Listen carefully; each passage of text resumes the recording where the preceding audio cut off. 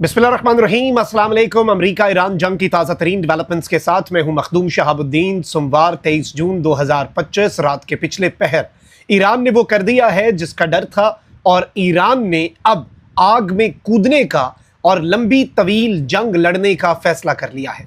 Iran की तरफ से वो कदम उठा लिया गया है जिसके बाद तीसरी आलमी जंग के खात्मे या उसे रोकने के जितने इम्कानात थे अब वो इम्कानात खत्म और मादूम हो चुके हैं। इस हवाले से कुछ एक्सक्लूसिव डिटेल्स हैं।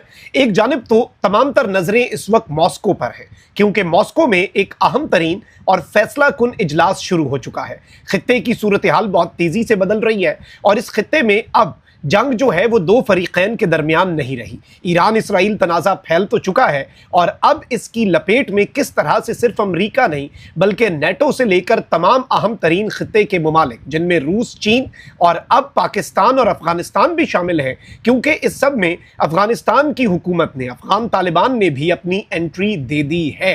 पाकिस्तान की नेशनल सिक्योरिटी कमेटी का भी इजलास सुबह बुला लिया गया हुआ है। तो अब बहुत कुछ है जो साइमल्टेनियसली चल रहा है और इस वक्त खित्ते के अंदर जो हाई अलर्ट है और अरब ममालिक जो कि इंतहाई महफूज समझे जाते हैं, उन अरब ममालिक के हवाले से वेस्टर्न ममालिक की एडवाइजरीज और वहां पर उठाए गए हंगामी इकदामात इस जानिब एक बहुत क्लियर इंडिकेशन है कि अमेरिका के तमाम तर बेसिस उन अरब ममालिक में अब गैर महफूज हैं। ये सारी डिटेल्स एक एक करके आपके सामने रखता हूं। सबसे पहले तो मैं आपको यह बता दूं कि बरतानिया और फ्रांस और जर्मनी ने अर्ज किया है ईरान को कि वो कोई फर्दर एक्शन ना ले जो इस खित्ते को डिस्टेबलाइज करे। अब इन्होंने एक जॉइंट स्टेटमेंट जो है वो जारी किया अमेरिका की स्ट्राइक्स के बाद और इसमें उन्होंने ईरान से ये मुतालबा किया है कि ईरान अब निगोसिएशंस जो हैं उनमें एंगेज करे अपने आप को और तमाम तर कंसर्न्स जो हैं उन्हें एड्रेस कर दे। यानी जितने इस वक्त खदशात हैं उनकी ऊपर हमारी तसल्ली करा दे और इसमें ईरान को कहा गया है कि कोई फर्दर एक्शन आप ना लें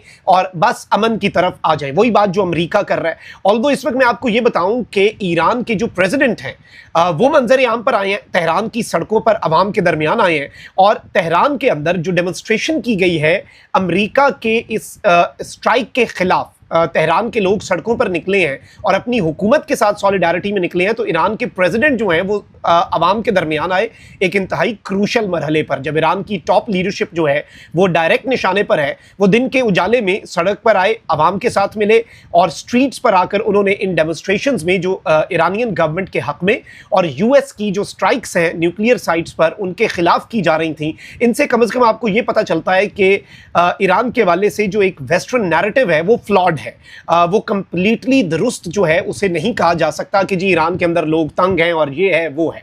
अब आते हैं ईरान के मामले के ऊपर। ईरानी supreme leader Sayyid Ali Khamenei के मुशीर अली शमखानी, याद रखिएगा पहले दिन इनकी मौत की खबर आई थी राइजिंग लाइन ऑपरेशन के बाद और ईरानियन मीडिया ने भी कंफर्म किया था और अभी 3 दिन पहले ही इन्होंने कहा कि मैं जिंदा हूं। शदीद जख्मी थे लेकिन अब ये ठीक है। ईरान के न्यूक्लियर प्रोग्राम का हेड भी इन्हें कहा जाता है और ये सुप्रीम लीडर के मुशीर भी हैं। अब इन्होंने ईरानी जौहरी तनसीबात पर अमरीकी हमलों के बाद सोशल मीडिया पर अहम बयान जारी किया। अपने बयान में अली शमखानी ने कहा कि अगर यह मान भी लिया जाए कि जौहरी तनसीबात मुकम्मल तौर पर तबाह हो गई, चले एक लम्हे के लिए मान लेते हैं जो कि नहीं हुआ, लेकिन मान लिया अमेरिका का मौकिफ दुरुस्त है और ईरान की तमाम जौहरी तनसीबात तबाह हो चुकी हैं, लेकिन खेल अभी भी खत्म नहीं हुआ। यानी ईरान ने कहा कि अगर हमारा पूरा एटमी प्रोग्राम जीरो पर भी लाकर खड़ा कर दिया जाए तब भी खेल खत्म नहीं हुआ। अली शमखानी ने मजीद कहा कि अफजोदा मवाद अब भी महफूज है, मकामी टेक्नोलॉजी और सलाहियतें भी मौजूद हैं और सियासी इरादा भी है।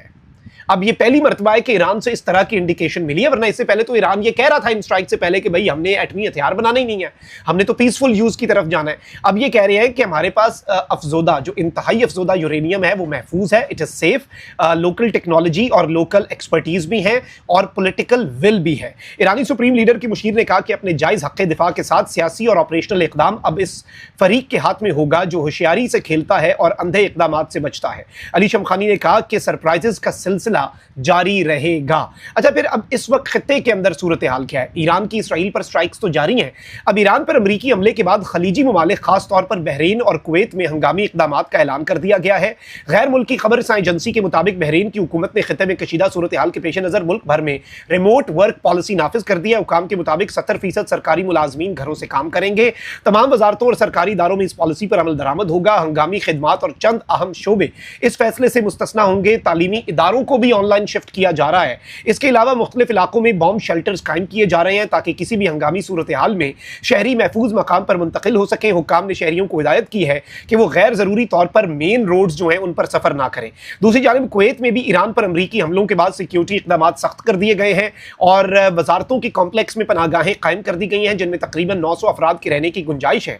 कुवैती हुकूमत ने ऐलान किया कि मुल्क की डिफेंस काउंसिल मुसलसल सेशन में रहेगी ताकि बदलती हुई सूरत हाल पर फौरी रद्द अमल दिया जा सके। खबर एजेंसी ने ज़राए का हवाला देते हुए कहा कि सऊदी अरब ने भी मुल्क भर में सिक्योरिटी को हाई अलर्ट कर दिया है। इसके साथ ही साथ मैं आपको यह बता दूं कि यूएस डिपार्टमेंट ऑफ स्टेट जो है उसने सेफ्टी एडवाइजरी जारी कर दी है सऊदी अरेबिया के लिए और अमेरिकन सिटीजन जो है उन्हें कहा गया है कि रीजनल टेंशंस में यहां पर सफर से आप गुरेज करें और अपनी आंखें कान हर चीज जो है वो खुले रखें और सोच समझ के सफर करें। Middle east is under attack right now, middle east is on high alert right now क्योंकि ईरान जो है उनके इन मुल्कों से कोई फंडे नहीं है, लेकिन इन मुल्कों की सरजमीन पर अगर अमेरिका का कोई इंटरेस्ट है तो वो ईरान के निशाने पर है। और ईरान की इंटेलिजेंस, अमेरिका की इंटेलिजेंस ने यह कहा है कि हम बिल्कुल एंटिसिपेट कर रहे हैं और हमारे पास क्रेडिबल इंफॉर्मेशन है कि अटैक जो है वो अमेरिका के एसेट्स पर किया जा सकता है।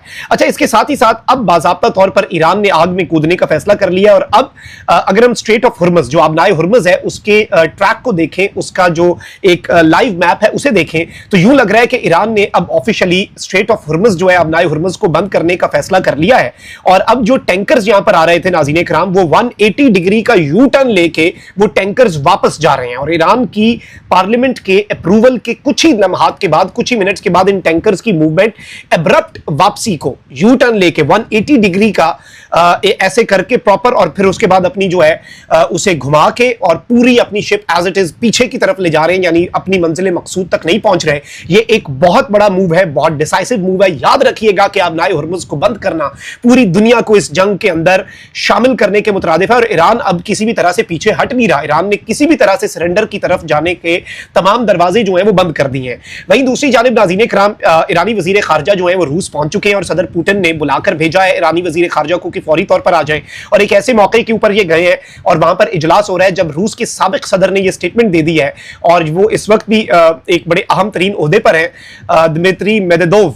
उन्होंने ये स्टेटमेंट दिया है कि जी ईरान को कोई मुल्क अपना बना बनाया न्यूक्लियर हथियार भी दे सकता है ताकि रीजन के अंदर टेंशन खत्म हो। देखिए एक कॉन्सेप्ट है, इंडिया ने जब एटमी धमाके किए तो उसके बाद खित्ते में तबाही के चांसेस थे। इंडिया के बाद जब पाकिस्तान ने एटमी धमाके किए तो उससे बेसिकली ताकत का एक तवाजुन कायम हुआ, इक्विलिब्रियम हुआ। और ये एक थ्योरी भी है अगर आप जंगों को पढ़े ना कि एक अगर ताकतवर है खित्ते में एग्रेसर और दूसरा मुल्क कमजोर है ना तो फिर जंगें ज्यादा होती हैं। जब दोनों एक दूसरे के बराबर आ जाएं, दोनों के पास बराबर तबाही का सामान हो, फिर अमन होता है क्योंकि अगलों को भी पता होता है कि भाईजान एक बटन की मार है हम।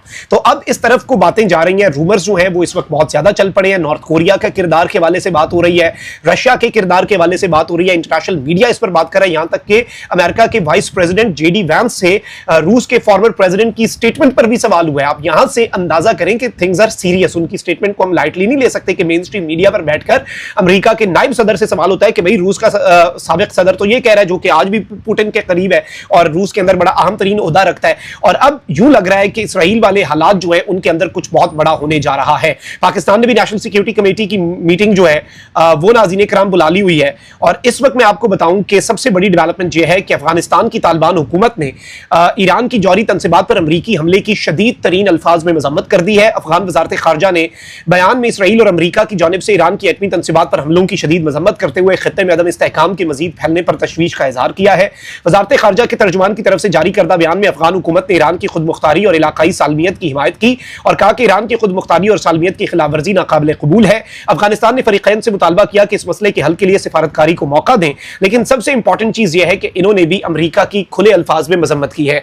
अब सऊदी अरब जो है उसने भी बहुत इंपॉर्टेंट स्टेटमेंट जारी की है और हम इससे इनकार नहीं कर सकते कि सऊदिया ने सख्त स्टेटमेंट जारी की, लेकिन कैटेगोरिकली जिस तरह से पाकिस्तान ने अमरीका की मजम्मत की है, अमरीका को कंडेम किया है, सऊदिया ने अमरीका को कंडेम नहीं किया। ऑल्दो कहा है कि ये हॉस्टिलिटीज जो है ये रुकनी चाहिए और सऊदिया ने ऑल्दो इजराइल को खुले अल्फाज में कंडेम किया था, क्रेडिट जहां पर वो देना चाहिए। अब इस वक्त सूरत हाल यह है कि पूरे का पूरा मिडल ईस्ट हाई अलर्ट पे है। आपको मैंने बता दिया तैयारियां, अरब ममालिक की सिक्योरिटी का हाई अलर्ट होना किस तरफ इशारा है? ये इसी तरफ इशारा है कि something very very very big is about to happen और कुछ बहुत बड़े सरप्राइजेस ईरान की तरफ से इन द कमिंग आवर्स आप एक्सपेक्ट और एंटिसिपेट कर सकते हैं और आज की रात भी बड़ी इंपॉर्टेंट होगी। अल्लाह निगहबान, पाकिस्तान जिंदाबाद।